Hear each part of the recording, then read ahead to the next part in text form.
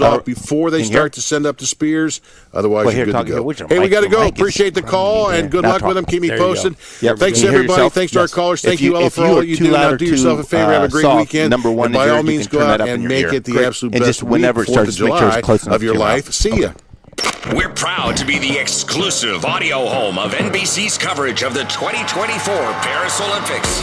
News Radio 610 WTVN. This is Jeff Turnbull at Darby Creek Nursery, and we've finally gotten some rain. It's cooled off, so it's time to kick off the second annual Deflation Plant Sale. Now through July 9th, we have 50% off every plant in the greenhouse and the nursery. Our entire inventory of trees, shrubs, evergreens, perennials, annuals, tropicals, and houseplants. If it's a plant and it's at the garden center, it's 50% off now through July 9th. So let's get that summer landscape project moving forward. And as always, for all details, check us out at darbycreeknursery.net. In 1924, the Jones family started delivering coal to their neighbors, fuel for their furnaces to keep their families warm. 100 years later, they're still bringing it home to you. Only now it's topsoil, mulch, sand, and gravel. From warmer homes to greener lawns and brighter flower beds, Jones Topsoil celebrates a century of serving Central Ohio. Jones Topsoil brings it home to you. Order online, jonestopsoil.com. The Columbus Men's Clinic opened in 2014 for guys who get it done. Let's talk, fellas. You solve problems all day at work. You fix your sink when it's broken. But when it comes to ED and low T, it doesn't get done. We get it. You hate going to the doctor, but you're the guy that fixes things. At the Columbus Men's Clinic, there's nothing to fear and no reason to delay. We've been destroying bedroom boredom for a decade. So if you haven't fixed this, call us. When the pills fail, call us. If you feel like you've tried everything, call us. Here, there's hope. From the conventional to the next level. You'll be seen by our friendly, discreet physician who will take the time to listen. Imagine finally taking care of this with no surgery. Imagine going from feeling gray to living life in vibrant color. It's time to be confident. Join the thousands of guys who have found success after walking through our doors. Will you be one of them? Dial 614-300-7400 or go to columbusmensclinic.com to schedule a $99 male performance consultation, including blood work. Do it for you. Do it for her. columbusmensclinic.com. Go to Book your appointment now. Portions of the following program were pre-recorded. Your station for news, traffic, and weather in Central Ohio. News Radio 610 WTVN Columbus, WODC HD2 Asheville, an iHeartRadio station. ABC News. What's our last commercial there, Al? One of the nation's most prominent newspapers joining the chorus of those calling for Democrats to take President Biden off the ballot this November after his disappointing performance during his debate this week with former President Trump. The New York Times editorial board calling for him to step aside. Biden struggled to hold Mr. Trump accountable for his lies, his failures, and his chilling plans. More than once, he struggled to make it to the end of a sentence. They're over the there on the Biden campaign brushing off the op-ed, insisting they can still win. This race will not be decided by one night in June. But behind the scenes, some in the party raising questions about whether Biden should be replaced at the top of the ticket and who might be able to convince him to step aside. ABC News White House correspondent Mary Alice Parks. The Supreme Court handed down several rulings Friday, including the case of an Oregon City's camping ban on homeless people in streets and parks. The justices ruling 6-3 that the ban did not amount to cruel and unusual punishment under the Eighth Amendment and was therefore constitutional.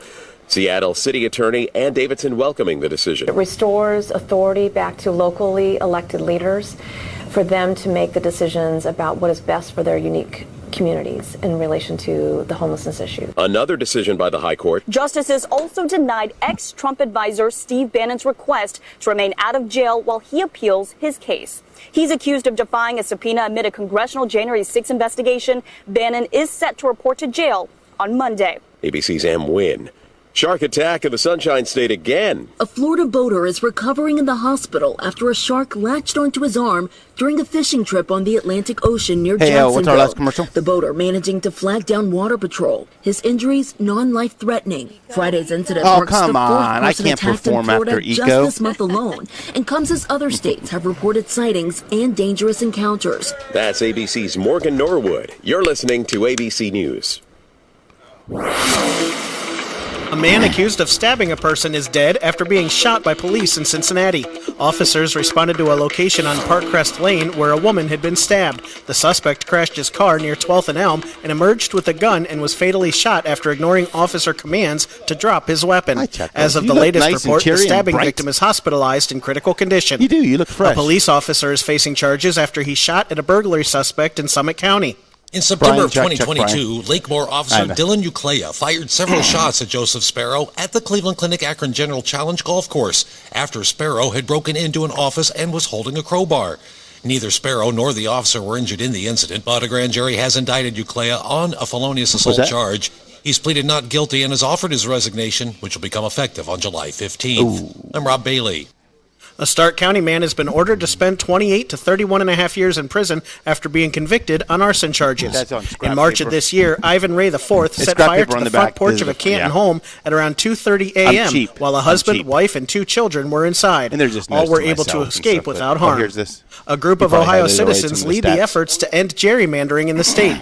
The group Citizens Not Politicians, a nonpartisan grassroots campaign to end gerrymandering in Ohio, says they will deliver over 731,000 signatures to Secretary of State Frank LaRosa's office this coming Monday, well above the required number needed to get their constitutional amendment on the ballot this fall. If ultimately approved by voters, a 15-member panel of Ohio citizens would be tasked with drawing up new district and congressional maps for the state. All current and former politicians would be banned from taking part in the process.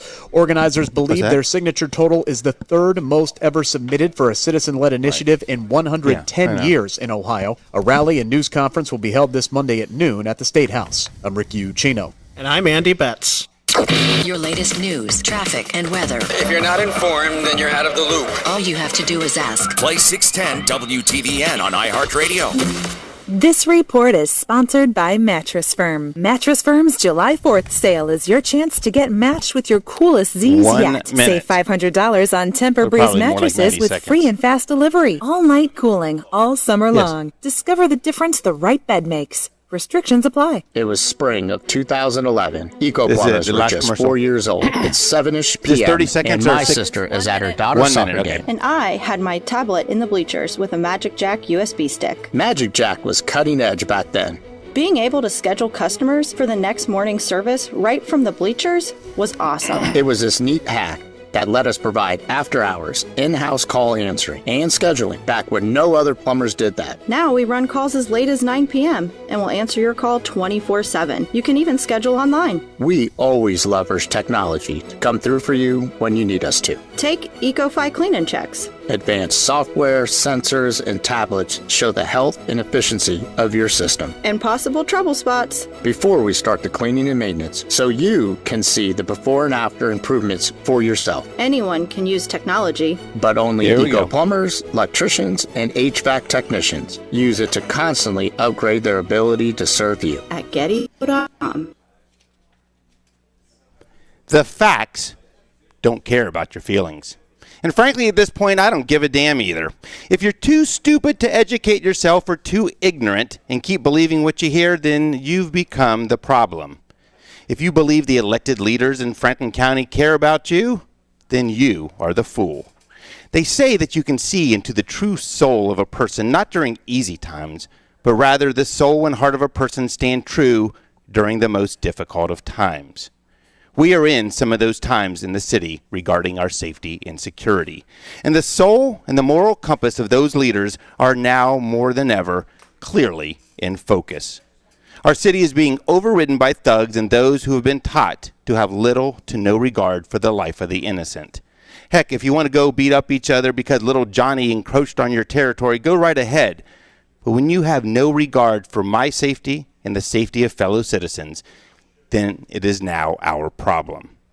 Last week, while over 16 uniformed officers patrolled the Short North area of our city, at least 4 thugs, menaces to society, said, "The hell with ya," and shot 10 people just out for the night. 10 innocent people. Think about that. We've allowed a culture to flourish in which at least 4 thugs had no fear of carrying out such a heinous act in front of others. 4 low-life punks had no fear of punishment that they may face if caught Why? How could that be, you say? Many, I would put money on, have been previously caught and let out on the streets. They have no fear of punishment or consequences. Why would they? Want to take a bet? Seriously, I'll lay down $100 on each of them that they have had prior arrest and prior slaps on the wrist for gun charges or violent acts or whatever else should have kept them behind bars. Does that sit well with you? Because it infuriates me. Who is voting in these people who think this is okay? Here's a side bet for you. Want to bet at least half of them are under age 21? Probably not even legally able to possess, let alone purchase, the firearm they used. Listen to this. We're hearing this now. I mean, many of the juvenile and adult criminals who are charged with weapons under disability in Franklin County that is not legally able to possess a firearm due to a prior felony conviction or other prohibitor, do you know that many are pled out? Or if they're found guilty, the judges have given them a stern talking to and put them on probation. Think about that.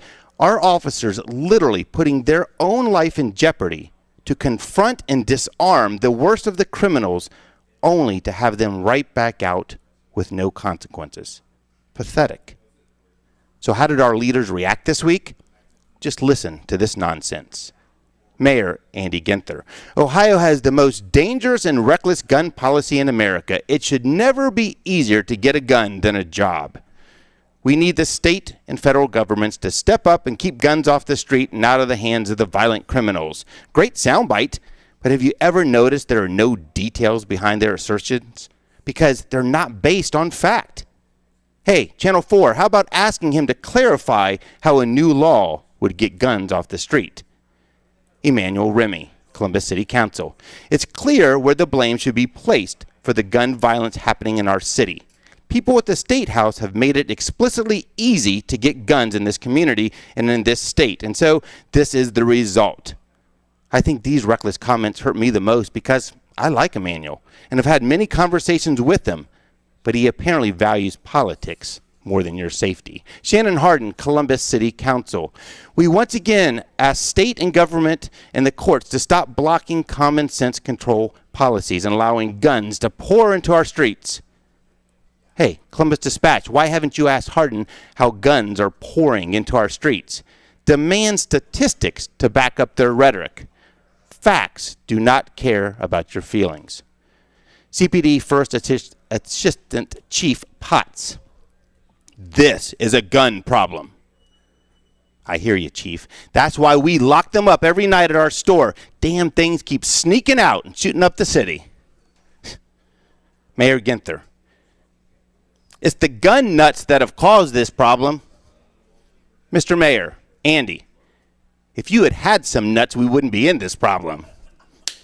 Stop with the politics already. I will leave you with this disturbing yet little known fact. Did you see the Surgeon General wants to make gun deaths of children a public health crisis, giving him and the president power to enact executive action, all in the name of public health. Firearms are now the leading cause of death amongst our children, surpassing car crashes. He said that this week. Man, our innocent children dying more from firearms than car accidents. A powerful statement if you didn't know the rest of the story. Our innocent children in these statistics, well, they ain't so innocent in that the stats measure gun deaths from birth through the age of 19. Remember all them juvenile thugs shooting up the city? Here's the most shocking of the stats that you won't hear anyplace else. For 20 years, for 2 decades, firearms have been the leading cause of death over accidents in this age group for black Americans. It's nothing new. Whites in this category still are more likely to die in a car accident.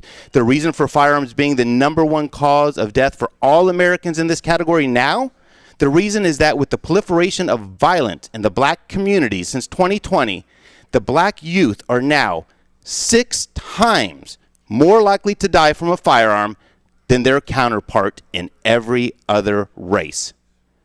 The facts do not care about your feelings, and you need to stop caring about feelings too. Wake up, hold these politicians, judges, and elected officials accountable. OnTarget is next.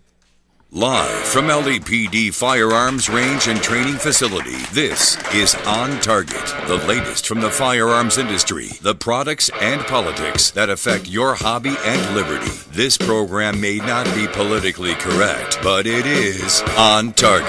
Now, your host, Eric Delbert. Good afternoon, welcome to OnTarget. We're broadcasting live from the studios of LAPD Firearms Range and Training Facility. I'm your host, Eric. My father, Phil, was here, is no longer here. Good to see you guys. Chuck, that was like a Chuck opening. That was beautiful. That was a Chuck. Well, I shouldn't. Beautiful. You know what? That was a Brian opening, too. I mean, I'm sitting here today with two. I mean, I had to step it up because amongst who I'm sitting here with today. I'm very impressed. I'm glad that you wrote it and said it, and it needs to be said over and over again, so maybe people can listen and memorize and start reciting it in Walmart checkout lines. But people need to hear this. They do. Guys, we are the owners of LAPD Firearms Range and Training Facility and are active in law enforcement. But for 1 hour on Saturdays, we put together a group of firearm experts to discuss new products in the market, training tips, and oftentimes political topics surrounding the Second Amendment. Our commitment, though, has always been to bring you the facts about our industry and help customers and listeners with safe, responsible ownership of firearms. I didn't have an opportunity to do it last week, but I wanted to start by thanking Willis Blackshear. He's a state legislator who came onto our show a couple weeks ago. I think he has his heart in the right spot, but if you listen to the interview, they're just the ignorance amongst these politicians when they start talking about guns. I wish that they would reach out to us, and I hope he saw that, and I would gladly sit down with him or any of these politicians anytime and talk about what we can do to affect the crime on this street. I have a feeling, though, I won't hear from them. JC is up with news shortly, but our good friend, Lieutenant FOP President Brian Steel is with us today. Brian! Oh, big round of applause there. Yeah, for me. There you go. Wow. Where's that applause sign? God, you got the best audience ever. Thank you. Yes. So glad to have you here. Always good. I know you and I talk all the time anyways, but when you can come sit here with us, and I should say congratulations, too. I haven't really talked to you on air since you've been promoted, both as president, lieutenant. Great stuff, well-deserving. And I appreciate it. If you're only as important as you think you are, and if I think I'm important when I came in and watch Pawpaw make fun of my legs in these shorts, I realize I'm not as important as I think I am. Yeah, we all get that. Yeah, that's daily occurrence around here. We'd like to thank our sponsors, Jackson Egress Windows, Black Wing Shooting Center, River's Edge Cutlery, and CNS Engraving, all who make the show possible each week. JC is on the live line with us. You there, JC? I am, and congratulations. And they're very impressive. President and Lieutenant, good job, my friend. Good job. Thank you. So I have JC on the line. I got Lil Chuck Douglas to the right, who is smaller and smaller every time I see you, Chuck. Really, you look good. Yeah, a little more to go. You look good. And you know what? It was good. It was a pleasant surprise when I called into Blazer Show this week, and you were there. You and Josh were there and stuff. It was good to hear your voice. Yeah, it was good to hear your voice too. Yeah. So I had listened to you rant the night before. So. Like that's the only time it's ever happened. Yes. Yes, that's right. Guys, if you missed the show, you can always catch the podcast at 610WTVN.com. We're on iHeartRadio. We are on Google Podcasts, really anywhere you get podcasts, we are out there. Also on YouTube and on Facebook Live. Great place to watch the shows. Sorry, we are a little bit short today, so for those out there watching the show and commenting, I'm probably not going to be able to answer until later. Guys, let's get to JC with some news because there has been a ton of news over the last couple weeks. What do you got for us, JC? Well, there is a ton of news. I got to start this off. I drove by a state agency up here. I'm in northern Michigan. Saw the flag at half-mast. So what's going on? And it turns out, unfortunately, an officer who just stopped someone and wants and warrants and said, they pulled him over. As he approached the car, the guy got out, pulled out a gun, and shot and killed him. And he was a father of 5, been on the force for years, and just like that, snuffed out. I thought that was bad. I was talking to my wife about it. She goes, did you see the one? And a deputy sheriff, county deputy sheriff, was in plainclothes following a stolen vehicle. And as he was following it and reporting on it, it was an unmarked car. And all of a sudden, the vehicle stopped. People got out, came up, shot him in the head, the chest, all over, and left him dead in the car. And he was a father of 3 with his wife is pregnant, and he runs a farm. And just like that. I mean, the stuff that's happening out there it's just sickening. All right, we got some gun news. I'm going to start off with the local, the Ohio first. and not surprising, but the appellate court in Ohio overturned an injunction that Cincinnati had. That was Cincinnati passed a bunch of gun ordinances, and this time they're saying it's public health, it's freedom of speech, it's home rule, it's all these other big 3Cs. Cincinnati, Cleveland, and Columbus are trying, and it actually overturned the court's injunction and ruled in favor of the preemption statute that Ohio has, which is you can't just make up your own gun rules. When the state makes it up, that's what counts. Anyway, so, once again, in 2010, that our preemption law was constitutional, and now the appellate court says the same thing, and if it goes up to the Supreme Court again, well, it's going to be the same thing. These cities keep trying to do it, and they got to foot the bill. Now, if they file these things just willy-nilly, and they lose, they got to pay court costs and the whole thing. So all they're doing is costing citizens money. When you say they have to pay the court costs, that's us paying it. That's the people, right? That is the people of Cincinnati who pay taxes. It'll come out of their funds, whatever they have set aside. But these frivolous lawsuits, I know they don't think they're frivolous, but the state has a preemption law. It's been proven by the Supreme. I think in more than one occasion. I know the last one, I think it was in 2010. But you just can't go and make up your own gun rules that you want. So that's the way it is in Ohio. And so once again, it was overturned in the appellate court, first appellate court for Ohio. So anyway, that's the situation. But probably won't be the last, as Buckeye Firearms said. But they'll just keep losing. So that's what's going on. Wow. So you have about a minute before break. So if you got one about a minute long, that'd be great. This one's this has got legs to it that could really have an effect on us. So, but let me give you this one. Sig Sauer has now been found liable in the accidental shooting because of its P320. We've talked about this before, and now there are on this court case, which was filed in Georgia. It was unanimous. They awarded the individual. All he did was pull his gun without touching the trigger out of his holster. It went off, went through his thigh and out his knee. They awarded him $2.35 million in damages. And this is not just a simple. Right now, there have been 100 lawsuits filed against SIG based on the SIG P320 firing without touching the trigger. Some were officers who set it down. A training officer for 20 years took his out, set it down, got shot. So they've had 100 lawsuits, 20 injuries due to this, and that was up until 2023. And so far in 2024, they've had 14 more discharges of the gun going off without the trigger being touched. So we'll see where this goes, but there are, again, now about 114 lawsuits that are active. JC, but I thought you couldn't sue the gun manufacturers. That's what the politicians all say. That's what they want to tell you. But as we know, that is not the case. This is not a plaque thing where someone else. This is a manufacturer's defect. The thing that surprised me most, and I got time to get this in, they brought in on trial this Sean Toner, who designed the 320, the P320 SIG, and he said even though he had testified in previous lawsuits that the P320 is a double-action gun, meaning it is not fully cocked. You have to pull the trigger, it pulls back the firing pin, and then when you complete the pull, it also fires, like a bow and arrow. You pull it back, and then you let it go. He said that it was a double-action gun, but now he agreed that, well, really, kind of recent things have told me that really it's a single-action gun. Is he enjoying his new boat? He's the gun designer. And he goes, yeah, yes, it is a single action. So it's fully cocked, and there's enough power that apparently when you set it down, the firing pin can be released, and it goes off, even if you don't touch the trigger. Has SIG recalled the 320? No, guess that. Yeah, this was important. Thanks for reminding me of that. The verdict in favor of the guy who got shot does not require SIG to recall the P320, to modify its design, or even to inform the public about potential safety risks, which was part of his lawsuit. He said if this was going to happen, they know it was happening. They said they've known for over a year, well over a year. They've known since 2016 that if you drop it, it can go off. The military said you're going to change it before we'll adopt it.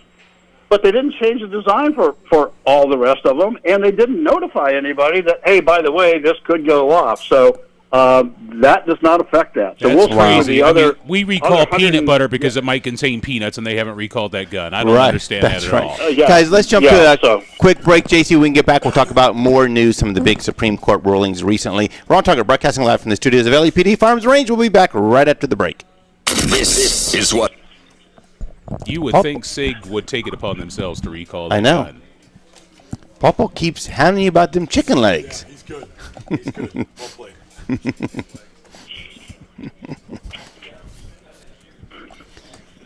Here, Chuck. I'm glad to see, by the way, that wasn't your cruiser that got rammed.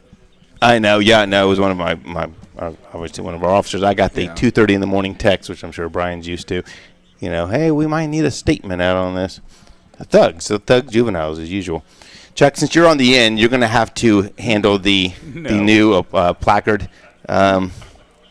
That's louder. I mean, that's sad.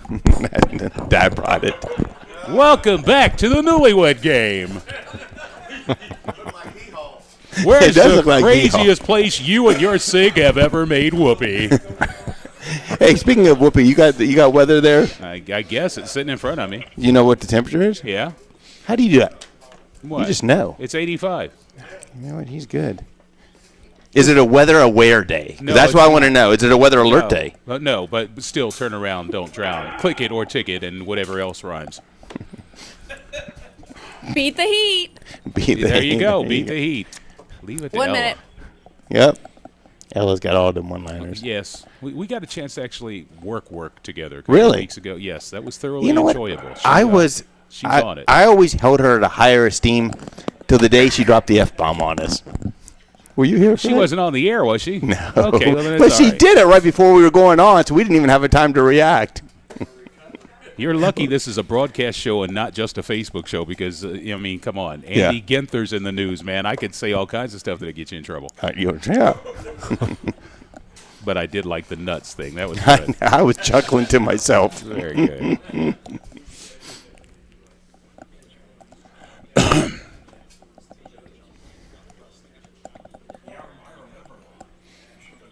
Ten seconds. Okay.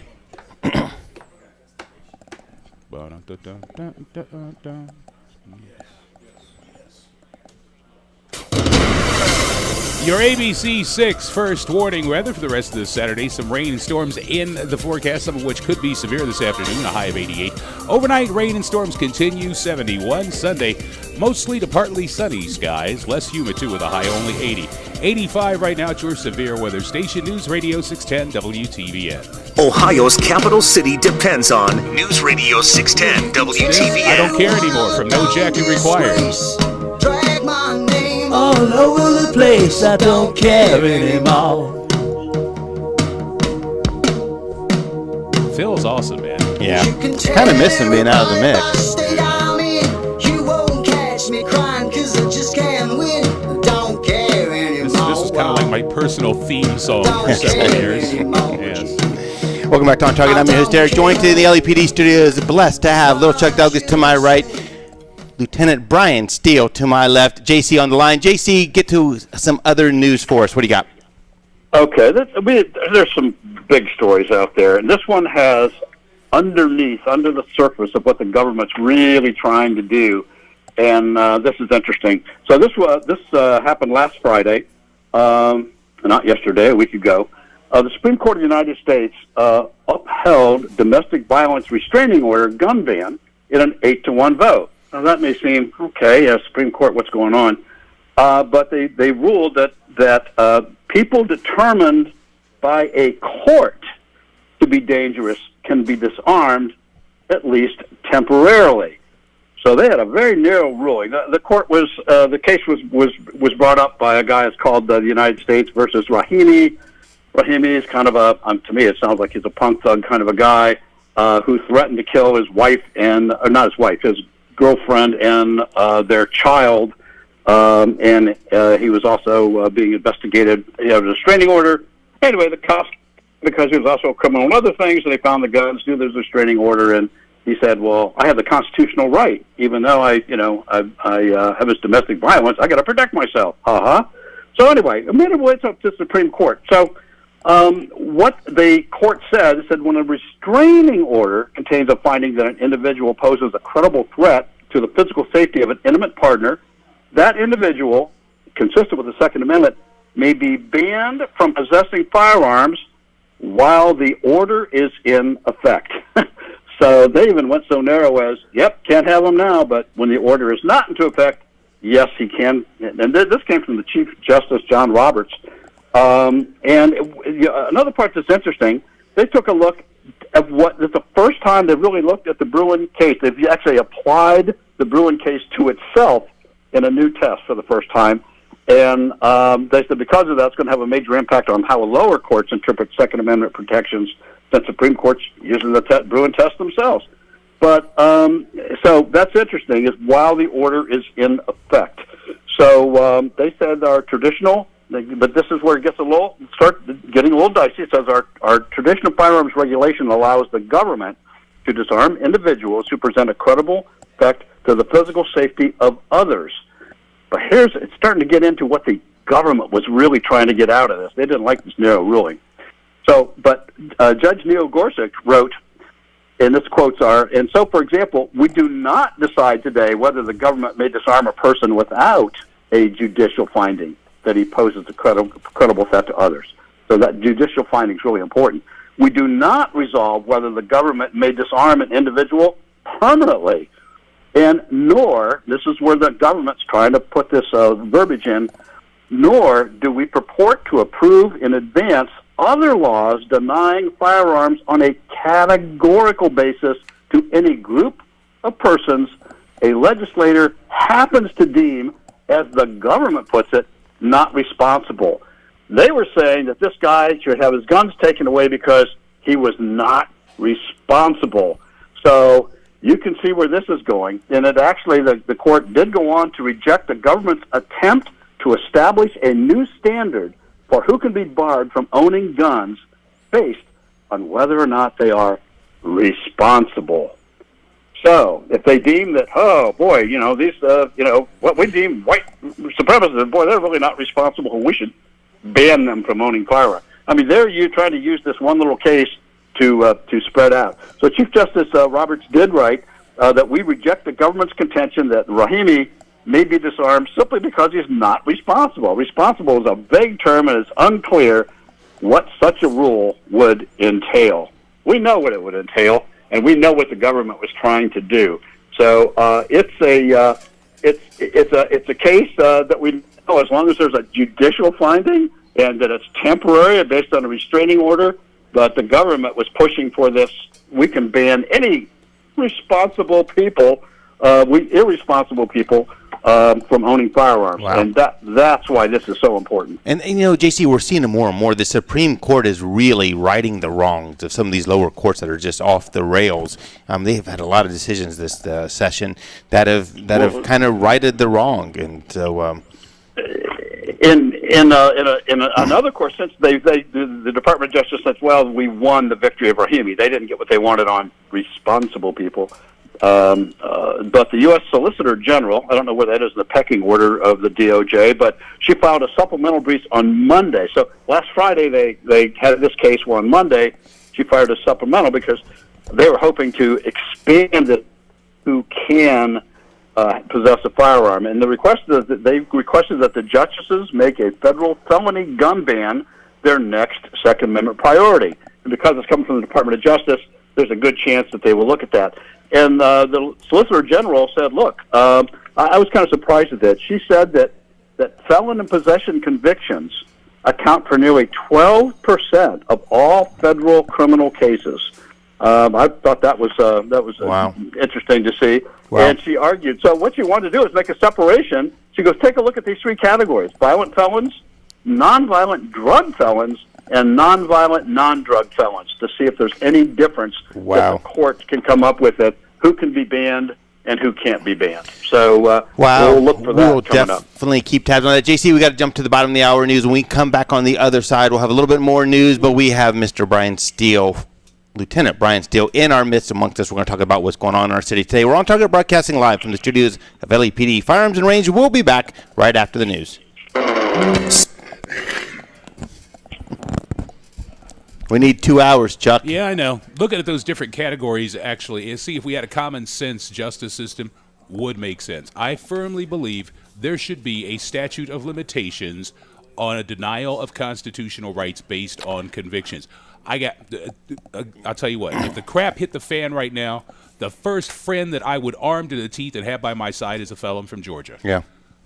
He screwed up 25 years ago, paid the price, lives a good life, decent human being. I'd put any amount of money on a table and walk out of the room and trust him.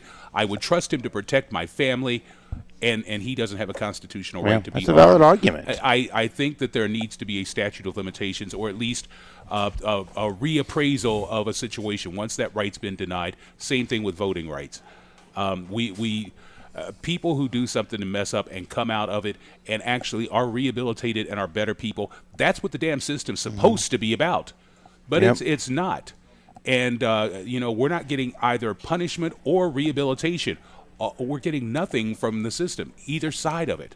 And somebody's got to look at that and fix it. If you repeatedly screw up, somebody has a story, a reason, and some sobbing for you, and you walk away and get to screw up again.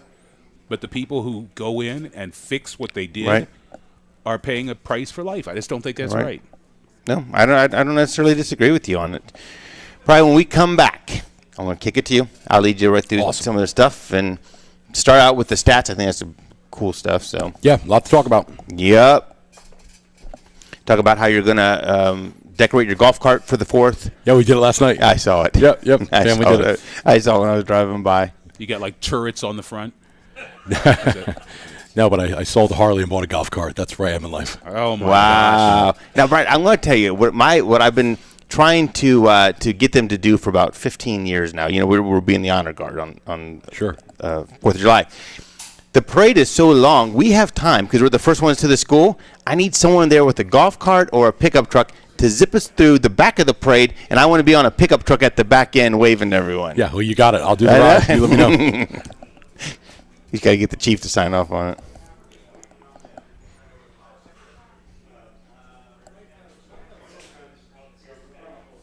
What was that sergeant's name that came here with the chief that day that was hoping to get the PIO position permanently? Albert. Did he get the job? I don't think he's official. I think Fuqua's kind of back. Yeah, I think Fuqua came back as the PIO. Officially? Albert, We're back in 30 seconds. Yep. Okay. Albert's the chief's aide. Yeah, but he's on a lot on some of these scenes and stuff. Yeah, he was filling in. They didn't have a PIO for a while. He was filling in. Yeah, he does a good job. Yeah.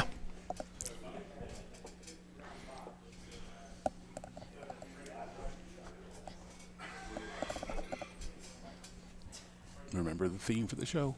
It's a gun problem. Them gun nuts, Chuck.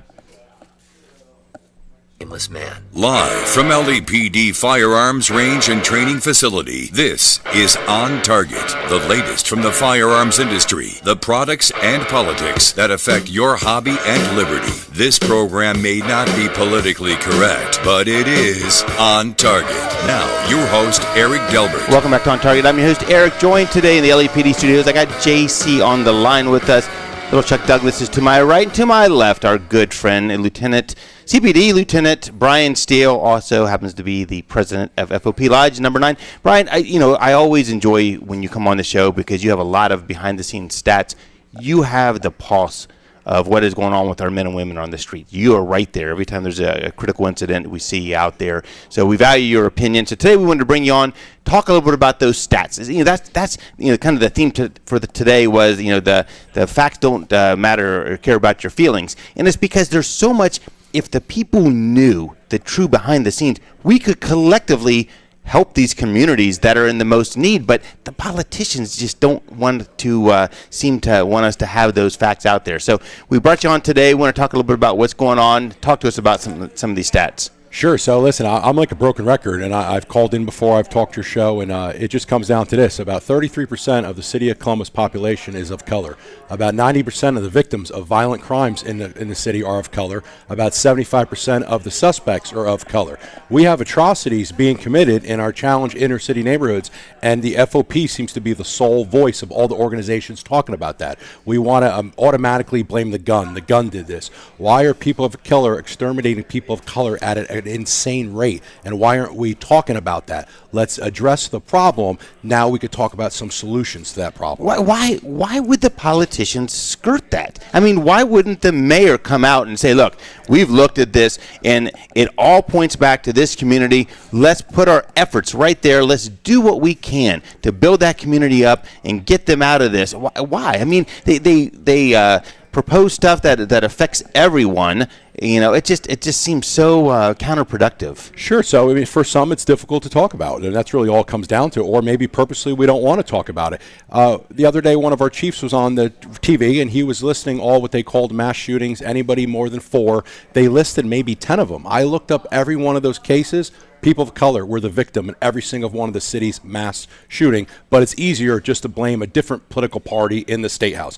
And I'm not here to defend the State House or prosecute. I'm not going to tell you they're doing a good job or bad job. I just know, in my experience as a 20-year inner city police officer, that is not why people are killing each other. Yep. Chuck? Was that a real question?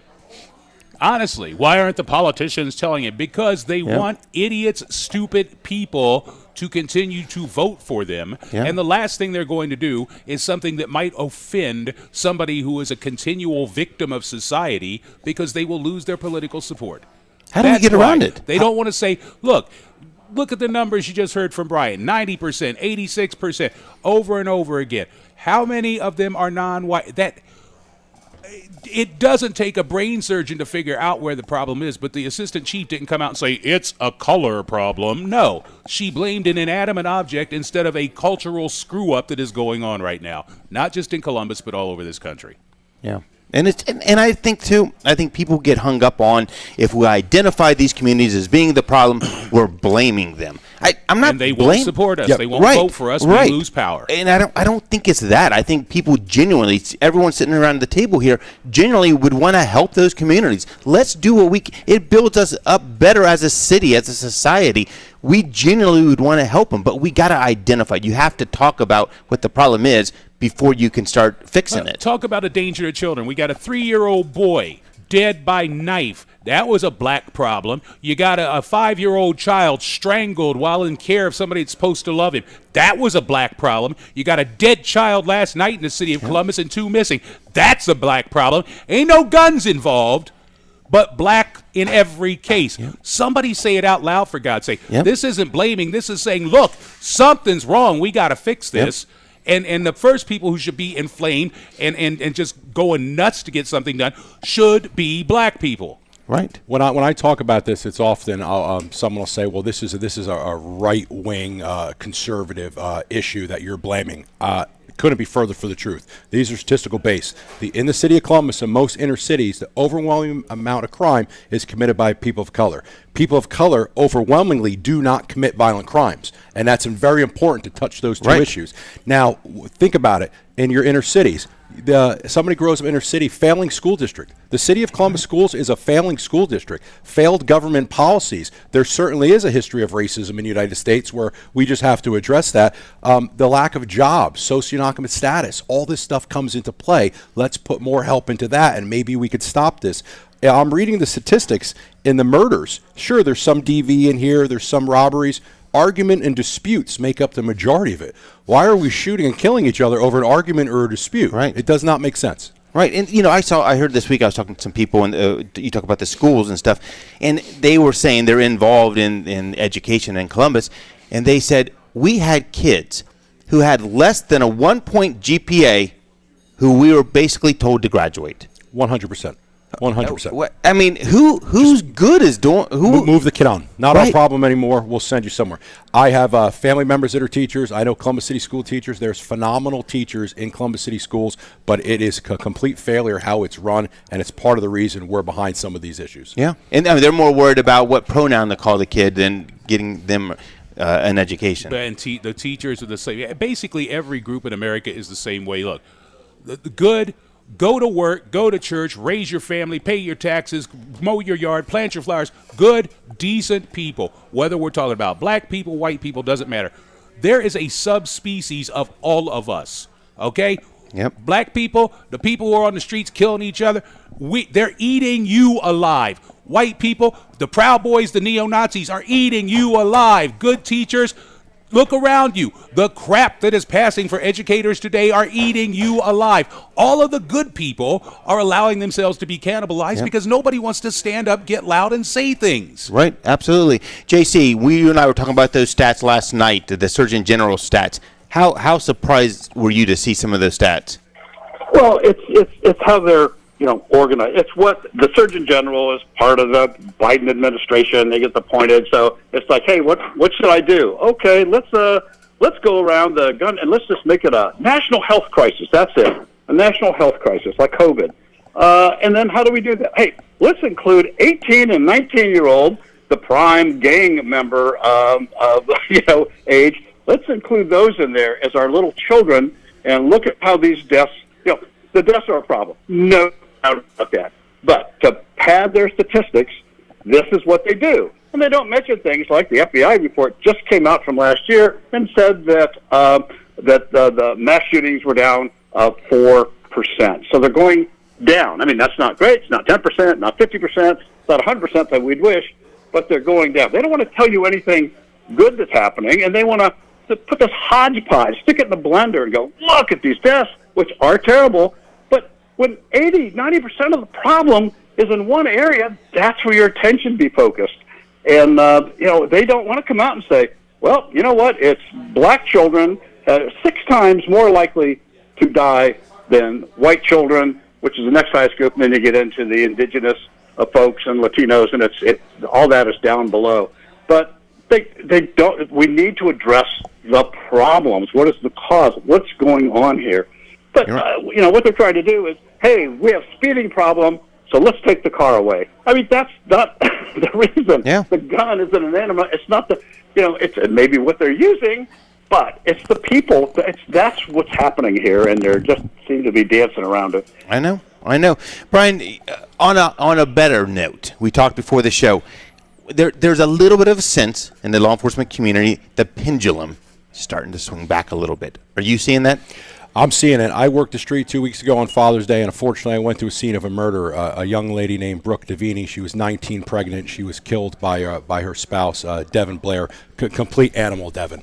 Judge O'Grady gave him $11 million bail. That's how you start doing it. There was a miscreant, Shelina Walls, led Columbus Police on a 3-zone chase, F1 robbery. The Honorable Judge Skidder held her no bond. He said, nope, you are a danger, you're staying. We continue to do that in a court system, we will see some progress. The FOP is not to lock you up and throw away the key. If you have a first offense, nonviolent, if we can rehabilitate you, let's do that. To your point, Chuck, you keep coming back in the system, you're recidivative, you have to go away for a long time, and you're even seeing some of the politicians such as Zach Klein. His comment, he talked about the need to lock some people up, and the FOP 100% agrees. Yep, and you know what, and you're a better man than I on some of that, because I look at these politicians and I remember what they said before, what they said in 2020. We need to, if they have come around and they're now supportive of law enforcement, we need to stand behind them for the good of the whole. I have a hard time sometimes saying, yeah, but you know what he said? I mean, we need to embrace that for the good. Words are nothing till we see something. I want to see it. Yeah, you're right. I mean, there was a couple of things, though. I mean, you still have, I think, a few judges who aren't out there, given the bonds and stuff. Like, I mean, I was a little bit, the guy who was the driver for the 10 people shot, I thought 100,000 was a little low. I mean, he's, implicit in this, he's 120 miles an hour down a runway street at one point. Be nice to him. He's the getaway driver. He didn't get away. He doesn't even deserve the title, much less a high bond. I can tell you, as someone who served in the protests and the riots in 2020 and took those rocks, took those bottles, I will never forget what individuals did to vilify this profession. Yeah. However, and there's going to be scar tissue there. I cannot lead an organization with that backpack of anger on. You're right. I have to take it off. I have to continue to work together. But guess what? There's no second chances. Like they say to Marines, once is an accident, twice is a coincidence, 3 times enemy action, return fire. There will never be a third while I'm leading this FOP, but I have no other choice. We try to work together. We find common ground where we can, and we have to move on. Perfect. Guys, we're going to jump to a break. When we get back, though, I want to talk about what's ahead in the prosecutors' race in the fall. A little bit scary. I mean, I wasn't sure that anything could get worse from the Franklin County prosecutor side, but we're on the verge of something that could be a little bit worse. So when we get back, we'll hit on that. We're on Target, broadcasting live from the studios of LAPD Firearms and Range. We'll be back right after the break. Info on the go. She's going to fundamentally transform our justice system, man. How can you be upset about that? Hey, would the FOP be out of line by having their own social media presence that actually talks about crime? Do they have to leave that to the department? No, we could absolutely do it. Because I'd love to see these 10 people shot. I'm sorry, there's crap being hidden from us, Brian. There's crap being hidden. First of all, we get the getaway driver. They say 4 shooters. You even regurgitated that. Yeah. Why is it 4? Why isn't it one guy with a pistol in each hand? Why isn't it somebody with a stolen revolver? Why do we say 4, and yet we have no videotape from anywhere in the short north with cameras all over the place, and 10 people shot with a bunch of women around, and all of them are males? I'm sorry. Too many questions here. I don't know why it's not being released. An officer-involved shooting is also a criminal investigation. Within 24 hours, we release that video, and then the city doesn't say, hey, it's going to impede this investigation. I don't understand when 10 people are shot, you're not releasing it. The FOP believes in transparency. Transparency is transparency. And that's why I love there's a person called Spencer Badger, Thoughts of a Police Officer, Columbus Body Cameras. He just data dumps all this. He says, this is your transparency. And now he has an investigation against them by the inspector in general, because this transparency is making them look bad. You can't have it both ways, folks. Absolutely. Put all the facts on a table, and where it falls, it falls. When we get back, do Special Olympics real quick first. All you, Chuck. Your ABC 6 first warning. Weather for the rest of this Saturday. Cloudy skies, scattered showers and storms, some of which could be severe, a high around 88. For the overnight period, showers and storms stay with us, and will drop down to about 71. Mostly partly sunny on Sunday with a high right around 80. It's 85 at your severe weather station, News Radio 610 WTVN. Talk around the clock and breaking news at once. News Radio 610 WTVN. It's her most famous song, but she refuses to perform it. I know, I did that. Because the word shot is offensive. That's where we are. I could use a shot. Oh, is that not what we're talking about? Welcome back to On Target. I'm your host, Eric, joined today in the LAPD studios. I got JC on the live line, Little Chuck Douglas to my right, Lieutenant Brian Steel to my left. Before we go any further, I also got to give a shout out. The NRA has a table set up here at LAPD today, taking volunteers, looking for volunteers for the upcoming election, which is super important. So if you're in the area, stop by, talk to those guys, good guys, and always good to have them here with us at the store. Brian, when you're not out there busting bad guys, what other kind of things you doing? I heard you did something this morning. I did. So the FOP, we always give back to the community we serve, the community that so graciously supports us. I went down to the Special Olympics today.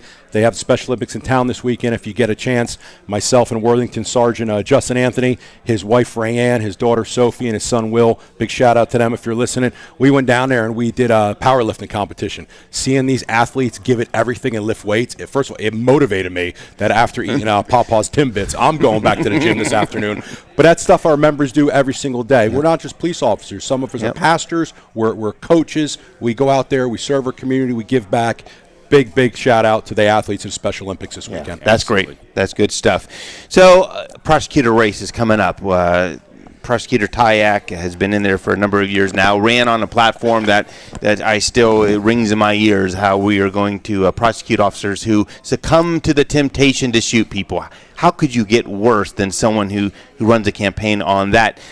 But we might be there. Talk about what lies ahead in the Franklin County Prosecutor's Office.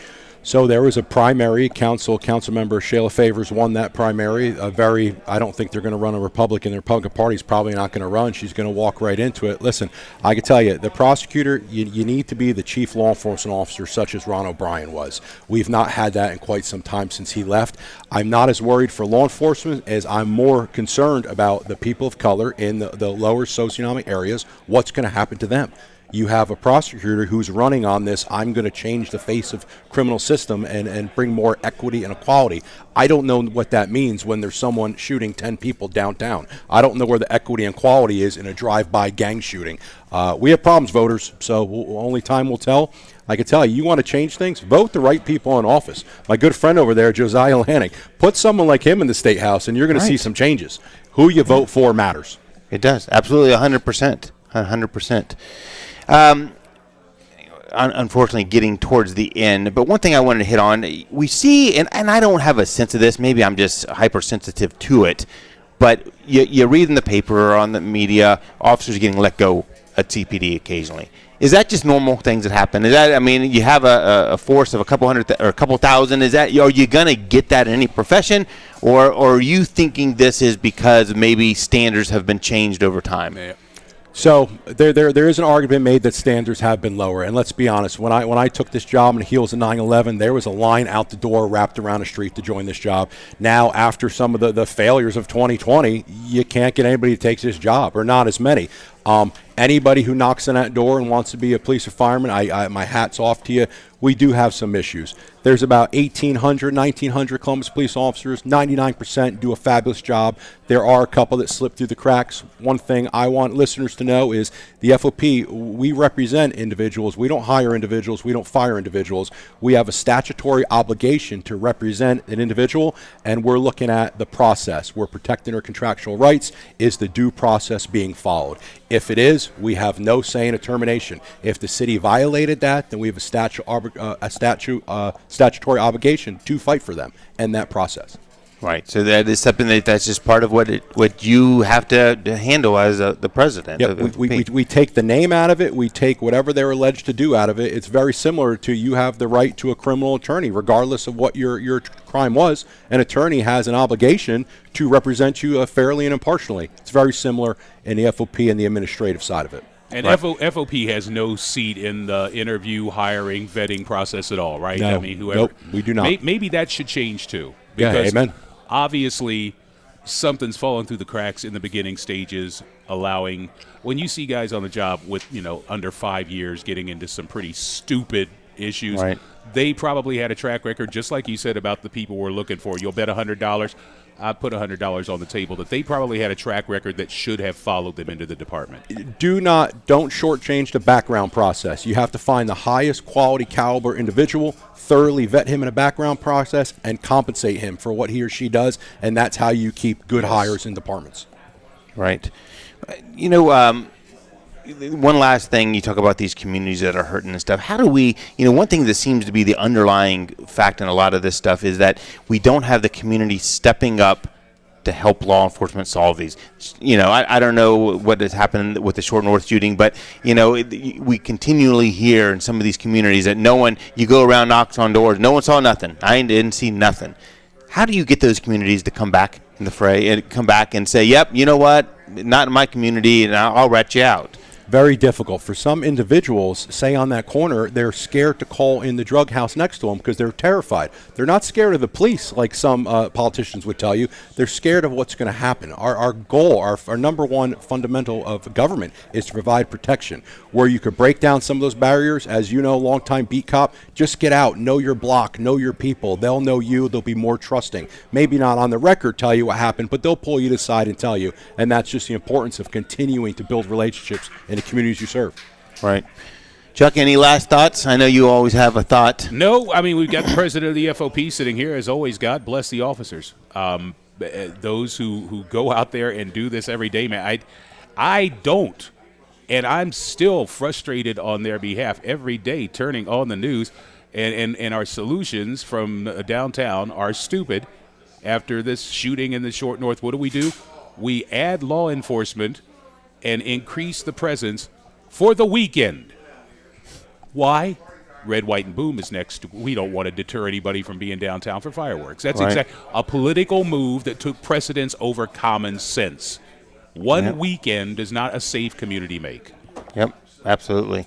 Now, Brian, we really appreciate you being here and all that you do, really. I mean, we joke and laugh about, talking to you throughout the week and stuff. But seriously, you leading the troops and stuff, it's a very important that we have someone solid there and who speaks out when these guys can't. I mean, we hear it all the time. I got text even today on, hey, guys, we appreciate you guys standing up and saying what we're not comfortable being able to say day to day. I appreciate we advocate them because they're worth it. As you know, the men and women of law enforcement, we go to work every day knowing we may not become home because you guys are worth it. I mean, this is the oath we take, and this is what we're going to do. Good will always prevail over evil. No doubt about that. Right. You going to be down there for Red, White, and Boom? I'll be down there, yeah. I'll be Boom Central. You'll see me every year, and then Picasuccio, Mike Dunleavy, some of the other FOP guys. Wherever the officers go, we're putting on a gun, we're putting on a vest. The FOP will be there, too. Great. Chuck, you going down? No. No. I wish I could take my knees back in time 30 years, though, because I would go downtown and fill out an application to go out there side by side with Brian. Love to have you, brother. Absolutely. Guys, thanks for spending an hour with us. Went by quick as usual. Next week's kind of a neat show. We're going to talk about military surplus firearms. Our buddy Richie's going to jump in with us on that. Big week, 4th of July this week. Get out there, celebrate the freedoms of our country, and do it safely. Be careful out there. And as always, let's be careful out there, guys.